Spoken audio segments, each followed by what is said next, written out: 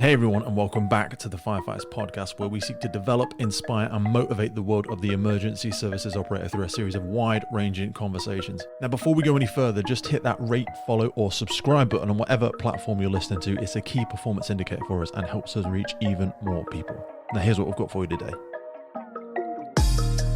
I've been to incidents where literally you've had a quarter of a litre of chemical spilt and it's killed 4 miles of major river.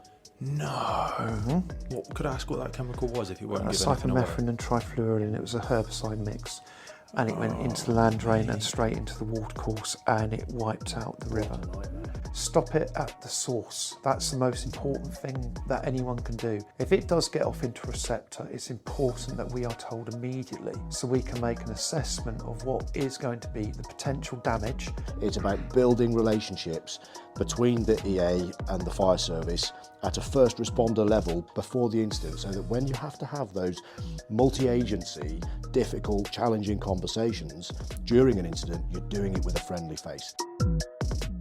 This episode of the podcast is brought to you by Gore-Tex Professional Fabrics. Now, we all know the working environment of a firefighter is filled with challenges. We face serious risks on the job, such as heat exhaustion, burns, physical and mental stress, and we frequently come into contact with high levels of toxic chemicals. Now, I have been wearing Gore-Tex for nearly 2 decades on the front line, working in hostile environments, tackling challenging incidents from firefighting to water incidents and in urban search and rescue environments. Gore-Tex have a well-earned reputation for protecting professionals in the fire and emergency services through their family of highly innovative, waterproof, breathable moisture barriers that exceeds global performance standards and are trusted worldwide. Gore-Tex, going further together. Hey folks, before we get into today's episode, just wanted to introduce you once again to our mobile application, Drillbook. Now, if you listen to the podcast, you're probably the sort of person that likes to develop themselves. Now, Drillbook is built to be the home of training ideas for drill grounds all across the world. It's a library of content built by firefighters for firefighters. It's for training ideas, it's for incident debriefs, radio messages. We've got if code templates in there, knots and lines, quick reference guides, interview questions, answers, and guidance. So go in there, check it out. You want to develop yourself. If you're looking to develop a firefighter on your station, head into the App Store or click the notes in the podcast links below. Before we get started, could you just give us a little background on who you are and where you're from and how on earth we are sat here having a conversation like this? I'm Andrew Barnes. I work for the Environment Agency. I'm in the Environment Incident Planning National Team, and my main role is the external organisation, external relations, so making sure all organisations, Cat 1, Cat 2 responders, industry and our own staff are fully versed on how to actually protect the environment, to actually take mitigation and control measures. And I generally get many things come across my desk that get my head scratching, but it's very, very exciting. I've been in the agency now since my 28th year. Wow. 17 years I was operational, with boots on the ground, so I've lived it, I've breathed it, I've done it, and I love my job, absolutely love it. I was about to say, your job is make sure everyone knows what they're doing and they talk to each other. God, unpick that haystack. Because we assume from the public's perspective, and everybody is doing the best they can with the resources they've got, but so many people changing roles, so many people changing, and the environment changing, our resources changing, our equipment changing, the demands of the government and the public. It is an ever-evolving beast. Yeah. Give it yourself, handsome. Where are you from and who are you? Good afternoon. Ed Sullivan. I'm the Head of Hazardous Materials at the National Chemical Emergency Centre, a role that I've had for 3.5 years now. We work with private and public sector organisations. We run the ChemSafe scheme on behalf of the Department for Transport, through which we look after all Cat 1 response organisations during their response to incidents involving hazardous materials. We also work with a lot of private sector organisations globally, especially more and more so at the moment with regards to their net zero strategies. So things like alternative fuels, hydrogen, lithium-ion batteries, methanol as a carrier of hydrogen because it's easier to, methanol as a blend with diesel and anhydrous ammonia as a transporter for hydrogen. Yeah. I think this, I was so excited. We've actually been speaking. When I looked at a couple of years now, this happens so much with the podcast, right? It's like a life cycle of guests because I meet an incredibly interesting person, and you two would have met so many thousands of interesting people, and then you want to do a thing together, or you plan to do a thing together, and then life happens. Yep. And then it wasn't until I was down at one of the facilities in the UK and seeing a member of someone that was on one of your courses, and I said, oh, you're on that course, that sounds fascinating. A member of your team, Andrew, from the Environment Agency. And I said, who's your tutor? And they said, is that? And I went, God.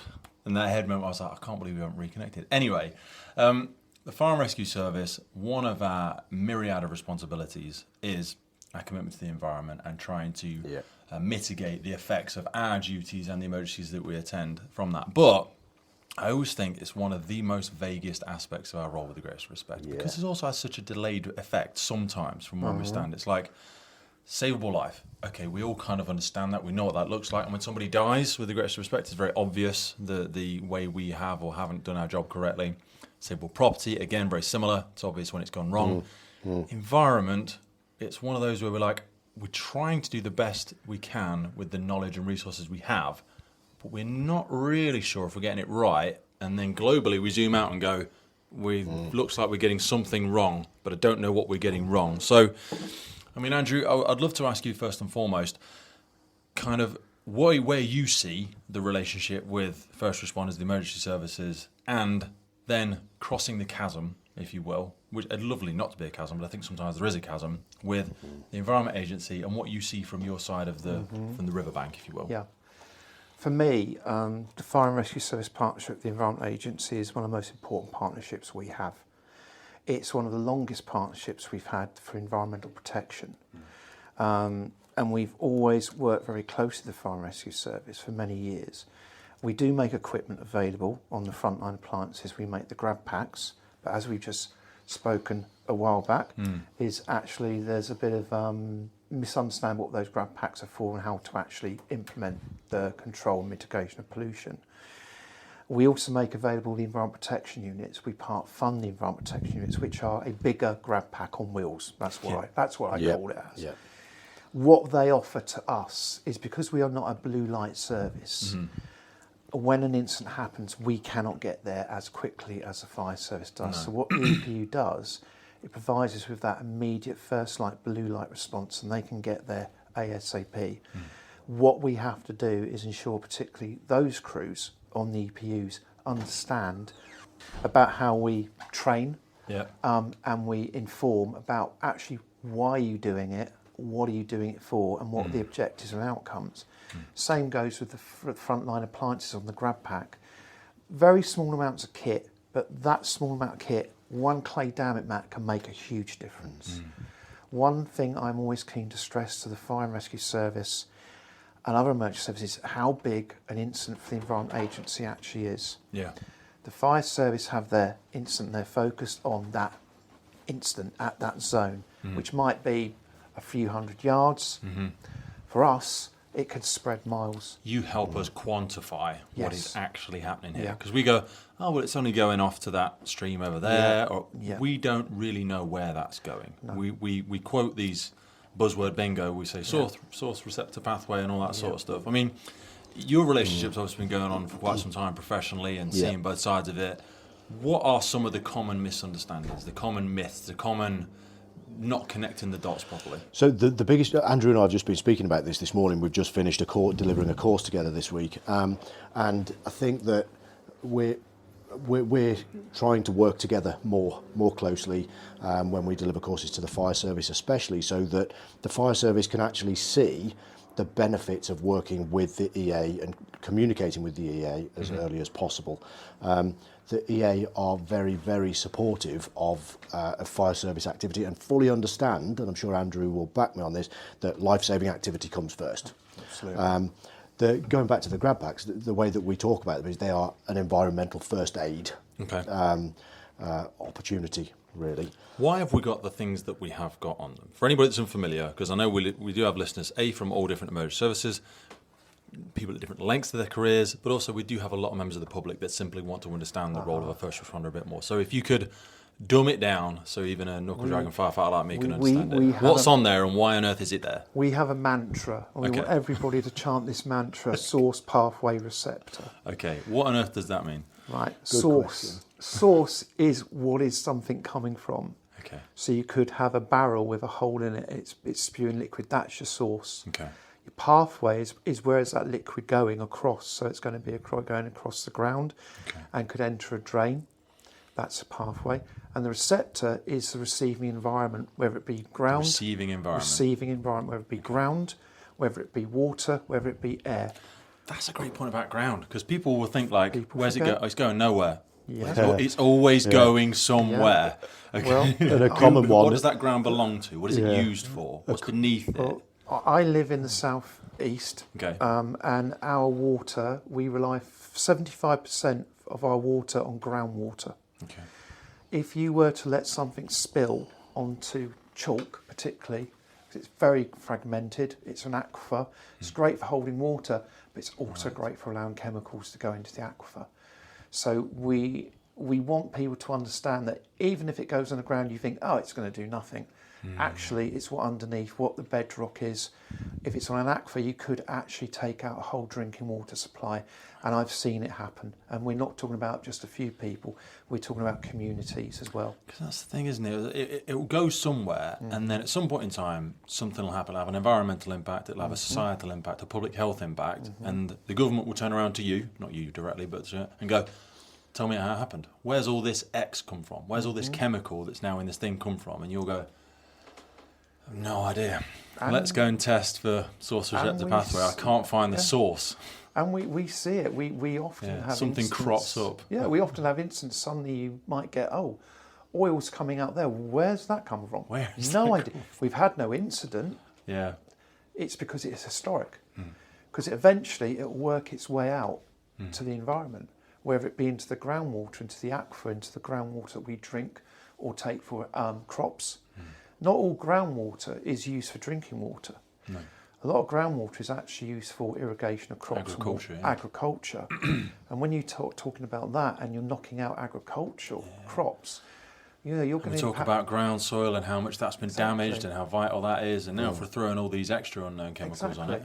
Absolutely. Kind of cutting our own legs out from beneath ourselves. We're talking about ground in particular, but the whole aspect of the grab pack is to stop it. Stop it at the source. That's the most important thing that anyone can do. If it does get off into a receptor, it's important that we are told immediately so we can make an assessment of what is going to be the potential damage, how far it's going to go, and we can actually deploy our own resources to try and treat it and mitigate it. So it's vitally important that the fire and rescue service, if they know of something that's going down the drain, let us know as soon as you possibly can. And generally, they do. We've got a very good I think there's a lot that doesn't make it through the filter. That's Pete Wakefield's opinion, no one else's. But I think there is because some of it's out of fear. It is fear. Or you're going to say I didn't do my job wrong? Is my boss going to say why didn't I've given you the stuff? I mean, Ed, you sit on both sides of this. Yeah, so absolutely. You've seen what really happens. And without naming any names, you'll be like, I've seen, you've seen what happens. Yeah, I've been there operationally for nearly 20 years in the fire service before taking this job on. And the key, we've been talking about it this morning with the Environment Agency. We're running a hazmat advisor course coming up very soon. We'll be having the same conversation with them. It's about relationships. Yeah. It's about building relationships between the EA and the fire service at a first responder level before the incident happens, so that what we encourage the EA to do is to take the biscuits to the fire station, get there about 11 o'clock for tea and toast. And the value you'll get from those conversations. And go and learn, go and have a look around that appliance. Go and train with them. Work out together what the local risks are that you may have to respond to, and put a plan together before the incident, so that when you have to have those multi-agency, difficult, challenging conversations during an incident, you're doing it with a friendly face. And we tell the fire service exactly Otherwise, the same it's like thing. a family. It's like, I thought you were doing it. I thought you were doing it. And then no one did it by accident. The value of that relationship is phenomenal. You've made a good point. I do see us as being a Cat 1 responding family. 100%. Because we're all working towards the same goal. But the thing is do people understand what they're working towards? And I think that's where we come in, is actually say to you, okay, we give you this grab pack. This is why we do it. And one thing I do on the hazmat course is I bring up a map and I start to zoom out and zoom out and zoom out until I show the Environment Agency instance scene, and it is miles wide. Yeah. We have to consider every sensitive receptor along that, say, watercourse, or where that plume might be going, or where that groundwater might be affecting. We have to consider Every everybody. business, school, Exactly. agriculture, protected wildland. Yeah, everything. One thing Yeah. I always bring up and I always say, well, there's a bat colony there. Yeah. People go, what? Why is the bat colony important? Yeah. Well, what do bats generally eat if they live near a watercourse? Insects from the watercourse. You knock that watercourse out, you knock out that food supply. It's really quite complex. The links in the chain, you know, isn't it? Yeah, you could break down the food chain quite easily if you don't take the right action. I want to address something as well. You mentioned something. It's something which I do hear a lot about fire service personnel being a bit worried that we're going to come down them like a ton of bricks. You're worried you're going to lose a job.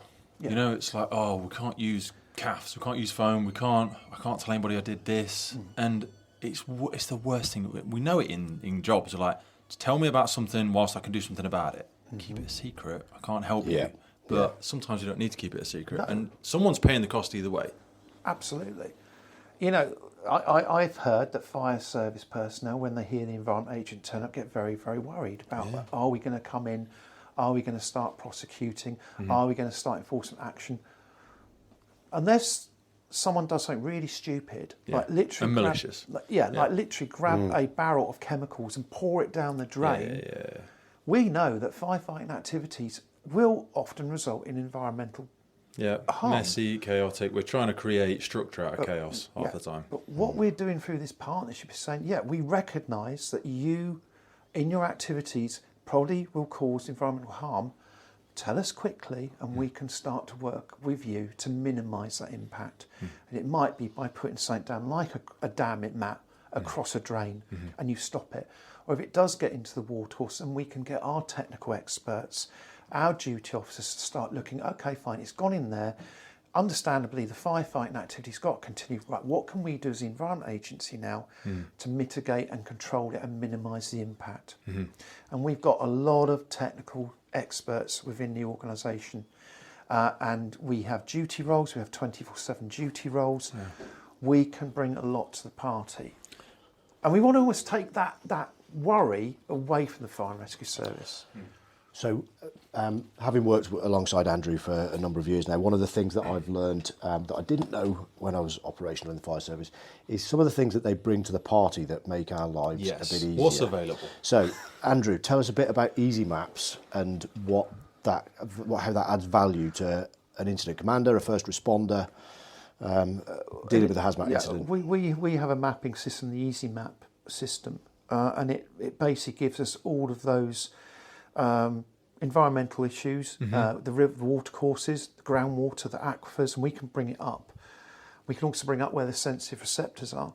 So on the map, we can actually, when we're assessing an impact of an incident, say if we've got, say milk, which I just want to say is one of the most polluting substances you can get that goes into It's always the one I use when I talk about milk on the M1 and now, what's the cost. If that's barrelling down a watercourse, what our map can produce is basically where those sensitive receptors are, where it's going to go, how we can mitigate it. Can we in fact dam that watercourse off and over pump it? And that's where we'll call on the fire service to help us do this as well.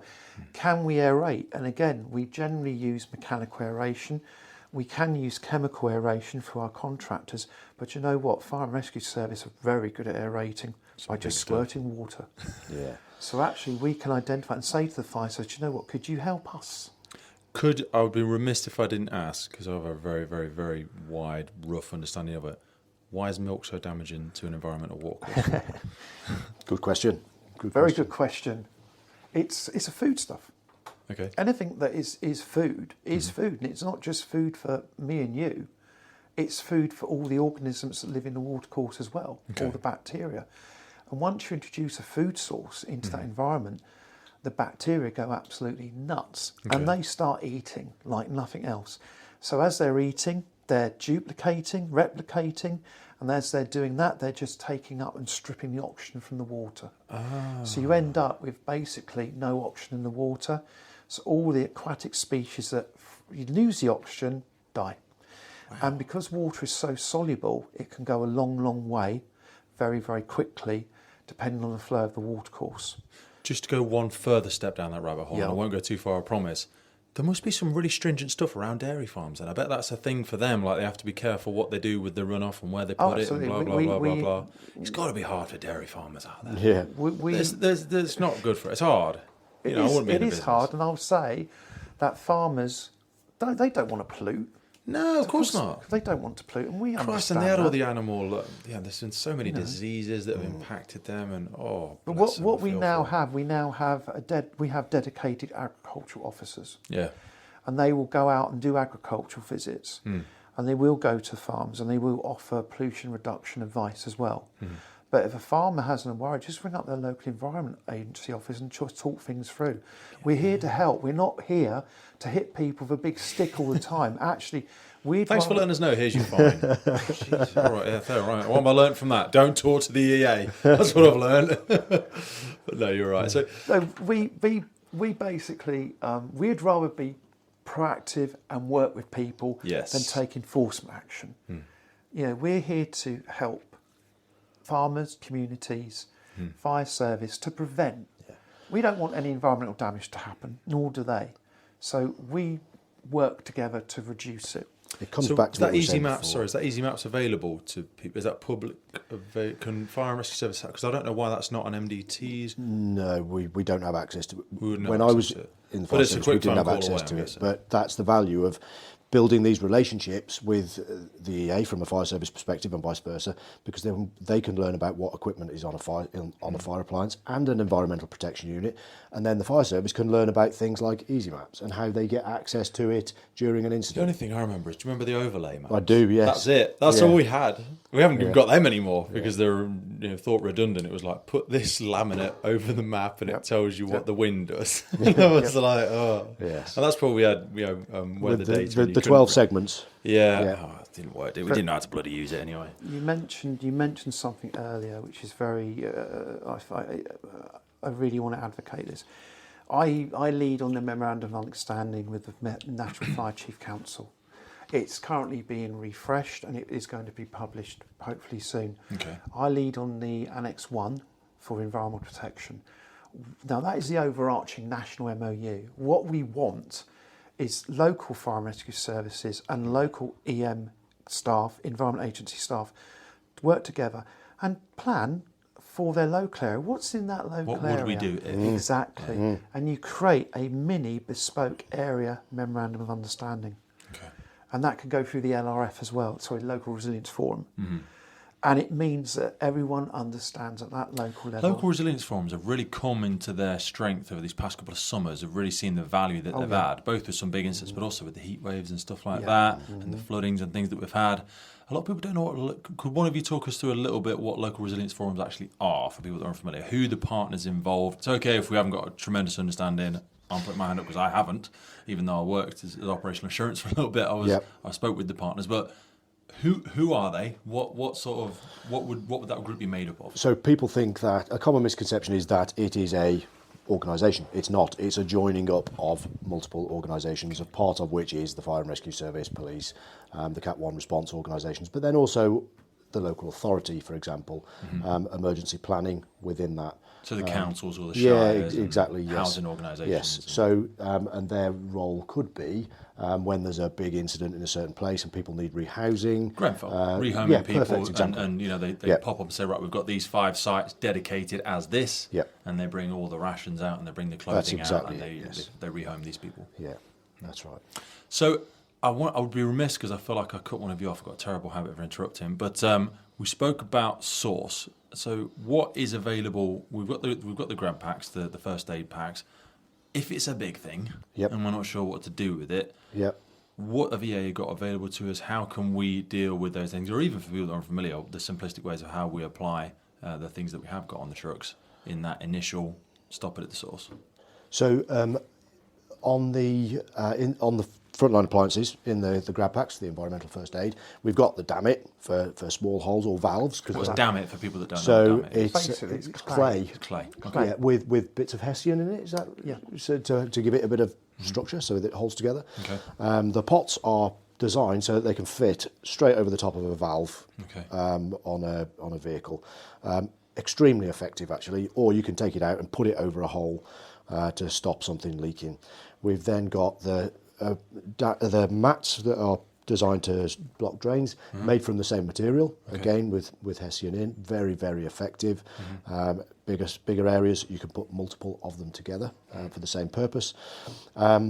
We've got and people that are familiar, sorry, that's obviously for putting on the top of a drain so the thing can pull, because the surface is naturally designed for it all to go in that direction. But if it's a thing you don't want going in the thing, you just want it to pull there for us to then come and pump. Which is another question in a minute, like who comes in and gets the stuff? Yeah, okay, great.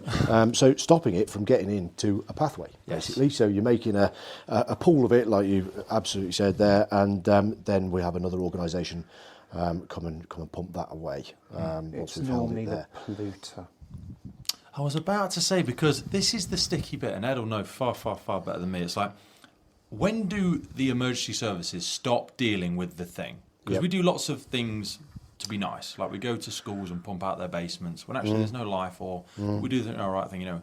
There's a certain amount of things we can be utilised for because it's the right thing to do. But where I work, there's universities around us and stuff like that. If they have an accident, or they do something wrong, and they go and they turn to you sometimes and go, and it might not be out of malice, there might just be a new person, they're not sure, and they go, so how are you going to deal with it? And I'm like, well, the fact that you've got this thing on site, part of your risk, we should not form part of your risk assessment for your thing. That's right. And who then turns to them? Is it the EA and says, Here, we'll pump it out for you, but here's the bill, or you need to hire a private firm to come and get the thing? That's exactly what we say. We work on polluter pays principle. Okay. If you cause the pollution, you have to pick up the cost. You have to do the organisation of the clean-up, but it has to be done with accredited contractors. How long do they get to do it? It has to be done immediately.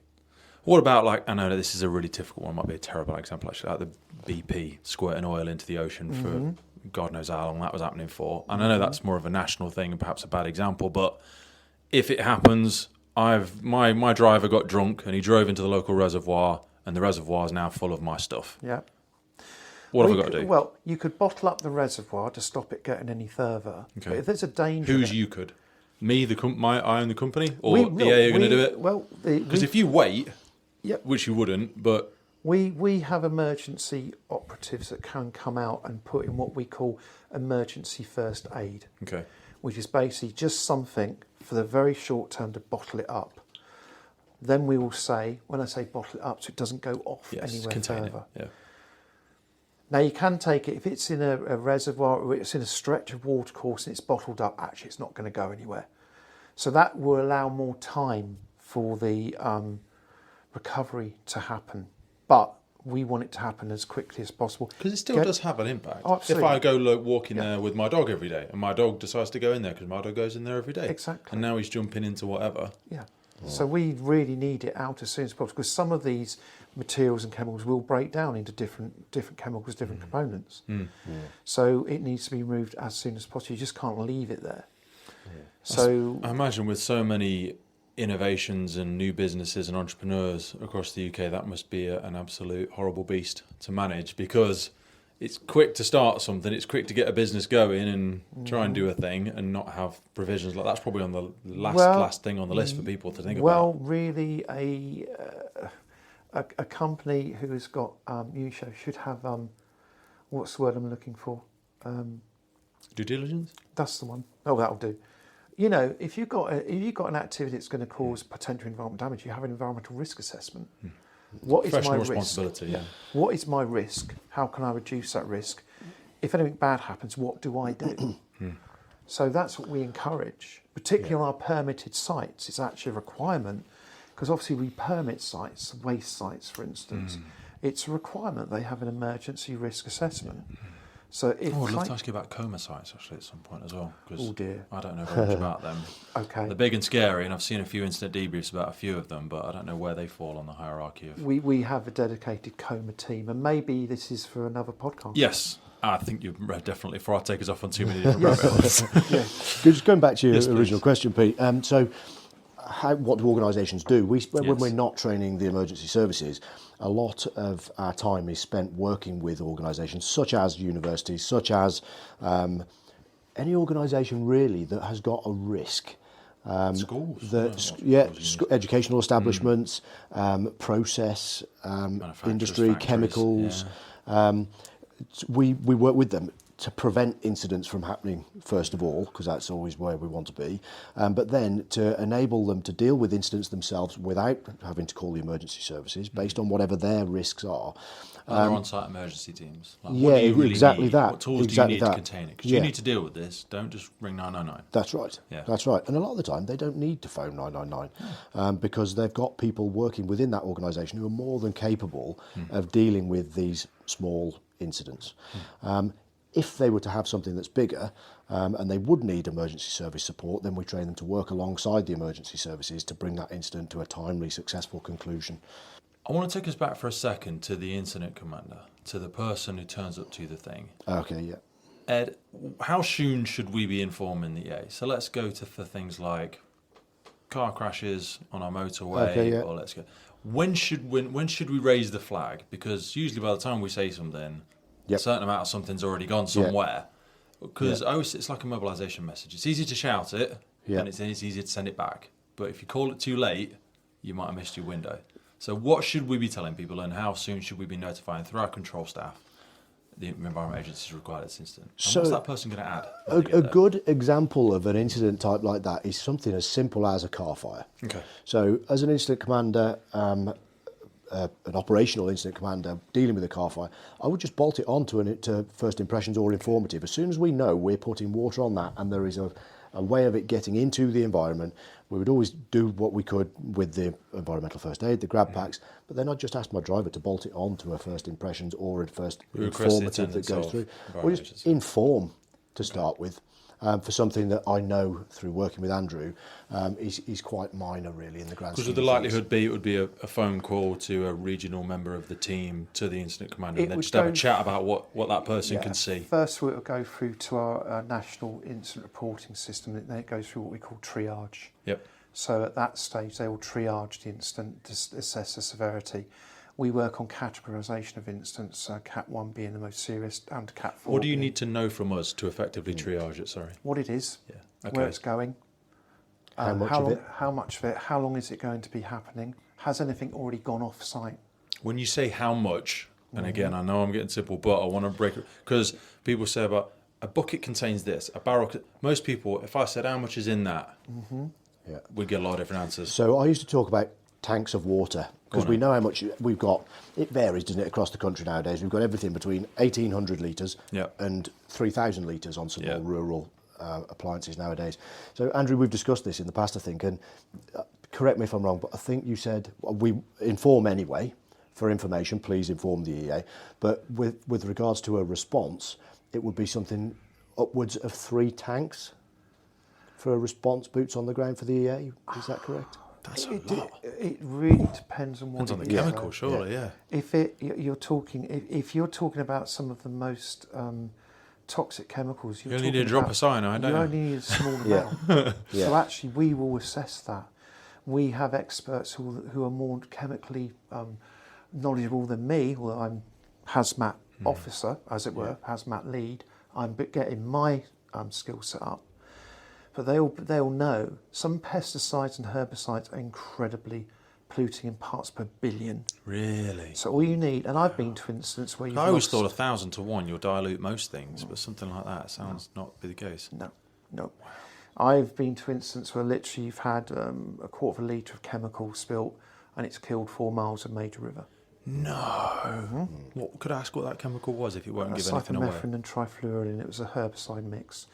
And what it was, the contractor had purged their boom arms just to clean them out. Sorry, so for people, the boom arms sticking out from the side of the tractors that spray the fields? Yes. Right. Unfortunately, And they just purged them onto... Yeah. Well, they thought it was just normal land. Unfortunately, they didn't know that, and I'm sure many farmers will appreciate this, they didn't know underneath there was a old land drain. And it went into the land drain and straight into the water course, and it wiped out the river. What a nightmare. It was a nightmare. Yeah. Did they get a slap on the wrist? Yes. Bless them. But yeah, no. Do you guys and girls have flashcard symbols type them? I know this thing must have already been done, because I always used to say people, like I worked in factory before, everyone on IBC is, no, okay, it's a metre squared thing. That's an easy, we'll start there, 1,000 litres. Yeah. Barrel. Well, barrels actually come in lots of different sizes. You might call that a barrel, whereas I think of the things that are on cargo containers going over the ocean, and there's the 205 litre drums. 205 litre drums versus a foam 25 barrel. 25 litre drum barrel, yeah. I think that should be something that's in all of the black books for the incident commanders, because the Environment Agency may go, how much? And I'll go, it's 2 of them. All right, there's 400 litres. Yeah, or I think there's this much. Yeah, because it's hard to describe. But if you show me a thing, I can go, it looks like one of them, it's that much. But the fire service, your role doesn't really revolve about actually then assessing the toxicity of the environment. That's us. Mm-hmm. So you can tell us what's gone in there, and then we'll take on that role of actually finding out what it is, how environmentally damaged it is, and then we will then start our own response to that. Okay. As long as we know what it is and roughly how much has gone into the receiving environment, that'll give us an idea of what we're potentially going to look at in terms of the damage and how far we might need to actually start putting in mitigation and control. So but where you are, together, how much and what it is. Yeah, we're the experts in terms of. I know you do your identification, your DIM capacity, and you know a little bit about. But that's where we come in. The irony with that is, I believe the Environment Agency and National Resilience pay for those assets. No, we don't pay for. Do they not? No. How does the DIM DIM model is a work? National Resilience. It is a National Resilience. Thank you. Yeah, because it's given to the fire service, and we crew it and we use it. Yeah. But it's not our thing. And there's a it's massive spectrum. It's National Resilience. It's a Home Office sort of like national. It's a massive spectrum of people's familiarity or lack thereof with the very expensive and useful equipment that is on there. But it's one of those things, because it's not really ours. Sometimes how much it is or isn't used, and when it could have been very beneficial, I find. I mean, you're far better than me Ed, about how much a valuable asset that is and how little it gets used sometimes. It is an incredibly valuable asset, and there are some really good quality, competent DIM crews out there. We work quite closely with them. But originally, when it was brought out, it was for CBRN incident types, wasn't it? For people that are unfamiliar, CBRN.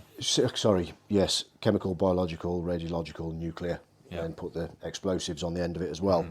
So CBRN, terrorist hazmats, deliberate hazmats, basically. So a lot of this came out after some of the attacks. That's right, yeah.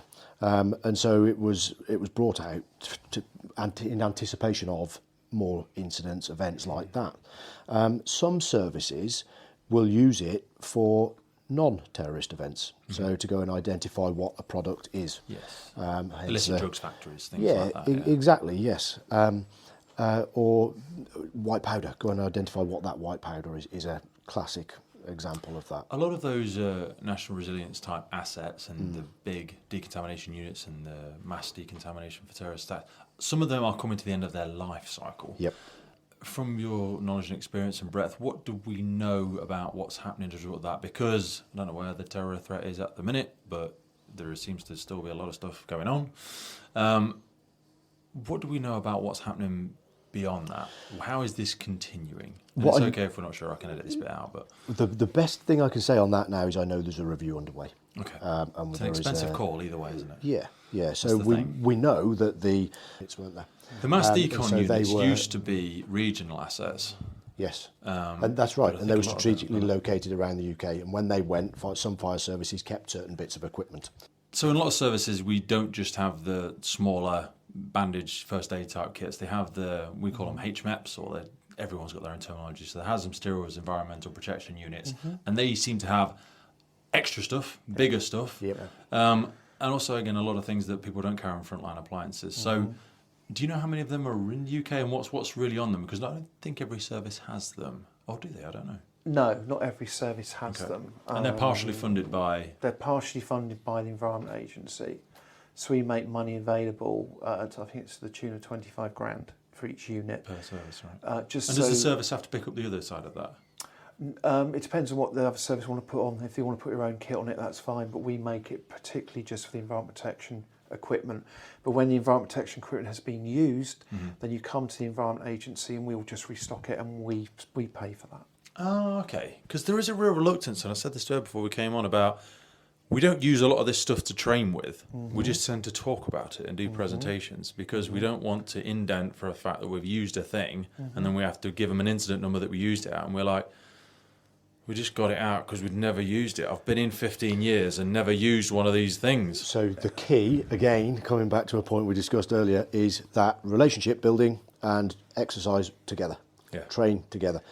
From a fire service perspective, invite the EA down. You'll find out where your local office is. How can people do that, sorry? So every fire service has got a link in, an officer who links in directly to the EA. We are invigorating our single points of contact for fire and rescue service. In fact, a lot of people have retired, moved on. Change roles. That's the problem we find, is the fact that we can have our staff in place for many years, but the link to the fire service changes because it's generally seen as putting out to pasture. That's a nice role for you to do. So I did it something similar. Right? It's usually the person in operational assurance or an department similar to that. But there are ways that we can deal with that, and one of the things I will be doing is actually writing out a quick guide for a new a fire and rescue service spot about actually what your job entails, what we will do, what the partnership brings, how to work together, so someone who comes into that, that's quite simple, and then just set up a meeting with your local EA, single point of contact, fire rescue service, and start working together. We recognise that training and exercising is so important. How do you know how to put something out if you don't do it? But what I'm doing, I'm going to raise my own profile here again. Right? Myself and Kent Fire and Rescue Service are currently just completing a new grab pack video DVD, which shows actually what the equipment is, how to deploy it, and also why do you deploy it. Will that be available on YouTube or anywhere like that, or is it just I'm going to get it put on the central somewhere electronic NFCC learning site? I always say to people, don't lock these things away. Make them publicly available. Doesn't matter if members of the public see it. Of course not, because it might actually. We've spoken about industry. They might actually. We could do some of those. Yeah, learn from it. Go for it. Rather than paying $5,000 to hire a private specialist and consultant, look at how the experts at the EA are doing it with the first responders, and maybe learn a lesson or two. It's all about education at the end of the day. It should be, but some people are a bugger for hoarding knowledge. I'd be remiss if I didn't ask before we close, gents. So I want to be very respectful of your time. Is there anything? Because I'd love to have a follow-up episode about some of these. You mentioned privately a few fascinating individuals that I think would be, and also just some of the colossal environmental impacts of different incidents. So hopefully there'll be some follow-up for us. But is there anything in relation to the things we've discussed today that you think we have missed or brushed over a bit too much? I just want to say that the Environment Agency isn't just environmental protection. Of course. It would be wrong of me not to mention our flooding colleagues as well, who are also working with the Fire and Rescue Service. We have other departments, water resources, biodiversity, fisheries, groundwater, and I'll probably get angry people say, why didn't you mention us? But we are a massive organisation. But I tell you something, this is from what I know, the people in the Environment Agency, we are all fully committed 100%. to protecting the environment, and we are fully committed to these partnerships because we see the value in them. Absolutely. Love it. Thank you so much for your time, gents. Really appreciate that. Thank you. Thanks very much, Pete. Firefighters Podcast is put together to develop, inspire, and hopefully even motivate those individuals who have chosen to serve our communities and be part of the first responder family. It's brought to you by myself, operational firefighter Pete Wakefield. If you have enjoyed today's episode and you want to see the podcast continuing, please head over to our Patreon page where you can support the ongoing efforts of the podcast. Please hit that follow, subscribe, or rate button on whatever platform you're listening to. Please support your emergency services responders, and thank you for listening.